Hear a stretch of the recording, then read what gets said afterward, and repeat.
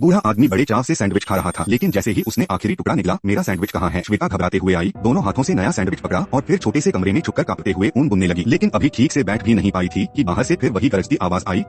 वह मजबूर होकर रसोई में वापस गई और फिर से सैंडविच बनाने लगी। इस बार अपने गुस्से को जताने के लिए उसने उसमें डिटर्जेंट मिला दिया और पति को परोस दिया। लेकिन हैरानी की बात यह थी कि उसे जरा भी शक नहीं हुआ, बल्कि उसने और भी मजे से खाना शुरू कर दिया। श्वेता अवाक रह गई और जल्दी से कमरे में लौटकर फिर से ऊन बुनने लगी। लेकिन मुश्किल से 1 मिनट ही बीता था कि बूढ़े ने फिर से चिल्लाना शुरू कर दिया, सैंडविच दो। इस बार श्वेता ने झुंझलाकर ऊन को जमीन पर फेंक दिया और गुस्से में फिर से सैंडविच बनाने लगी। लेकिन हाथ फिसल गया और मक्खन का डिब्बा गिर गया। चीजें समेटते हुए उसके दिमाग में एक खतरनाक ख्याल आया। अब वह पूरी तरह से तंग आ चुकी थी। उसने कांच के टुकड़े उठाए और सीधे सैंडविच में मिला दिए। फिर घबराते हुए पति को परोस दिया। लेकिन यह क्या, इस बार तो वह और भी स्वाद लेकर खाने लगा। उसके होठों से टमाटर की चटनी टपक रही थी, लेकिन उसने रुकने का नाम नहीं लिया। श्वेता का दिल दहशत से कांपने लगा, लेकिन वह अपने कमरे में लौट गई। इस बार उसके चेहरे पर एक सुकून भरी मुस्कान थी। तभी फिर से वही आवाज आई, सैंडविच। लेकिन इस बार श्वेता नाराज नहीं हुई। वह मुस्कुराती हुई लिविंग रूम में पहुंची और जो नजारा उसने देखा उससे उसकी सांसें थम गईं। बूढ़ा आदमी अब बस एक कंकाल बन चुका था। चारों तरफ सड़ेगले सैंडविच पड़े थे। असल में वह तो बहुत पहले ही मर चुका था। जो कुछ भी अब तक हुआ वह सब सिर्फ श्वेता के दिमाग का खेल था। बरसों से अपमान और जुल्म सहते सहते उसका दिमाग इस हद तक टूट चुका था कि उसे अब भी लग रहा था कि उसका पति जिंदा है। इसलिए याद रखिए, अपने साथी के साथ कभी बुरा बर्ताव मत कीजिए, वरना अंजाम